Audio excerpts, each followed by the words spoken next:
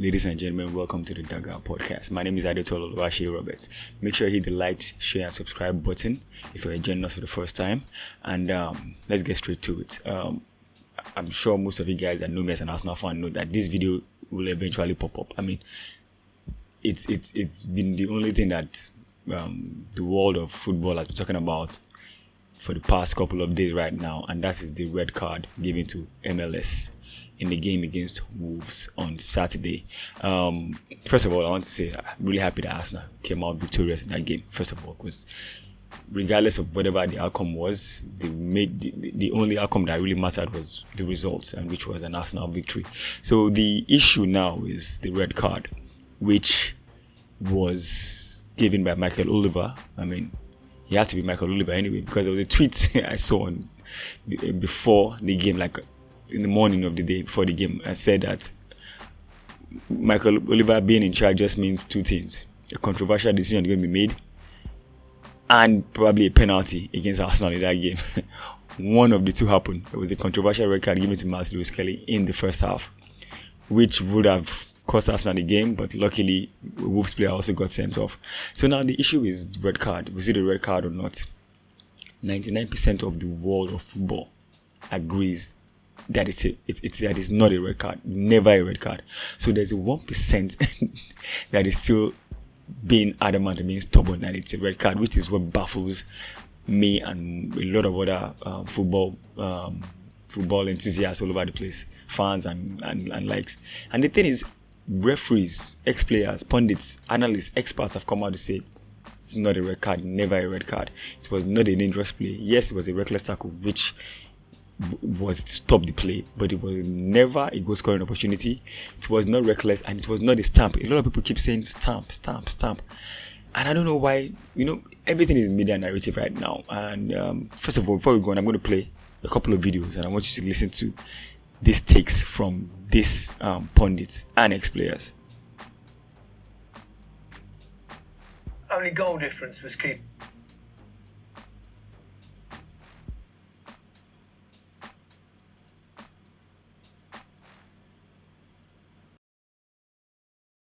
So let's start with that. Myles Skelly's red card. We all thought straight away, yellow card. Yeah, should have been. That's exactly what it should have been. It's a terrible decision. Got a really good view of it. The criteria for the red card, there's no speed, there's no intensity, there's the force. It's not endangering an opponent, and he's about 90 yards from goal. So when you put all that together, never ever a red card. What worries me more than anything would be you've got an assistant VAR and you've got a VAR who have seen several replays in slow motion, and they think that is a clear red card and serious foul play, and they don't think of the idea to say to the referee, "You think you've made a big error there. You need to go to the screen." That would be the worrying thing for me, because I mean it's a terrible decision. Yeah. See, so that is actually my main concern also.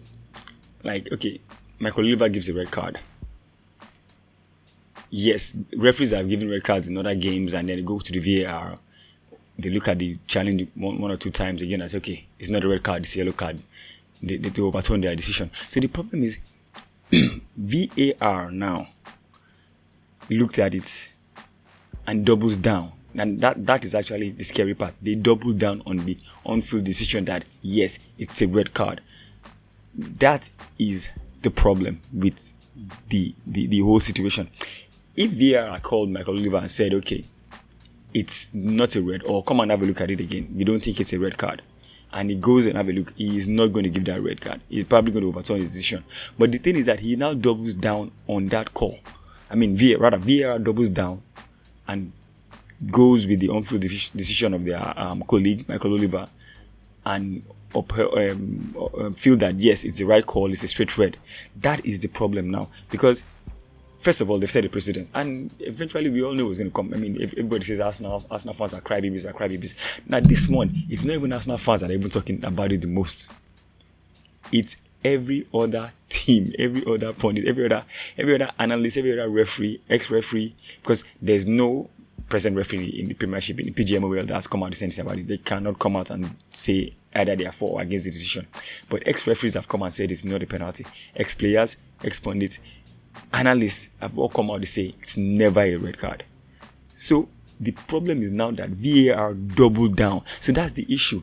Now a lot of conspiracies are now coming up. That is it that the person in charge of VAR on the day did not want to oppose a decision made by quote unquote best referee in the Premiership, because that's what they keep saying. Oliver is by far the best referee and everything, but he keeps having all these controversial decisions. So there's another video from Micah Richards, and I'm going to play that one also, a short excerpt from Twitter.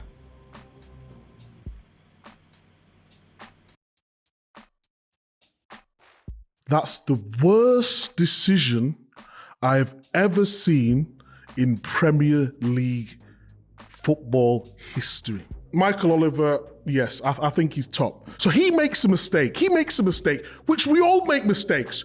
But how on earth they could go to VAR, look at a screen, look at it multiple times, not even a split second to look at it, but 10 seconds, 20 seconds, multiple different angles, and they still think that is a red.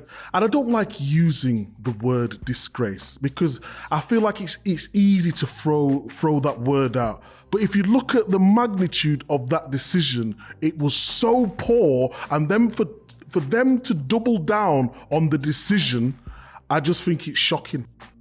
So that's the thing. They doubled down on that.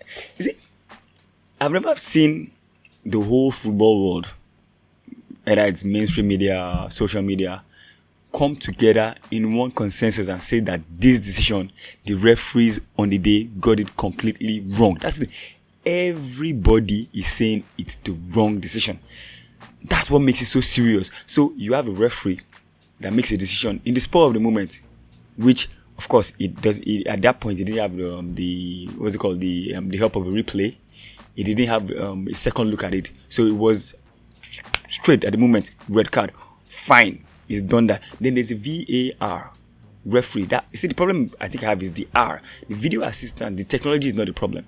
It's the referee that is handling the technology, and it's still the same thing. It all comes back around to the referee. The video assistant technology is not the problem, but the R, that referee, that is still the problem, which has always been the problem anyway. Now, VAR had the chance to look at it and still say, nah, this is a red card. Now, that is where the problem is. They doubled down, which is the major issue. They doubled down on that decision that the whole world that watched the game and watched the replay knew and believed that, nah, this is not a red, never a red. But let me know your thoughts in the comment section, whether it was a red card or not. Do you think Oliver should be suspended? I mean, it's fair to point out that in receiving death threats and everything, it's never a nice thing to do. I mean, that's one of the downsides of social media. People can just go behind the keyboard, behind the phones, and start sending death threats to anybody. It happened to Mesut Ozil, it happened to Kai Havertz, and now it has happened to Michael Oliver. I mean, as a person, I won't want anybody to wish anybody else death threats because of one decision that was made in the football game. I mean, it hurts people, yes, it hurt me too. But then again, we need to apply common sense and logic to these things. So it's never a nice thing hearing about someone being threatened because he made a mistake or she made a mistake while doing his or her job. But then again, they need to do it better. They need to do a better job at handling these kind of situations. But let us know your thoughts and your feeling below in the comment section. And remember, don't forget to like the video, share the video, and subscribe to the channel to stay tuned with us.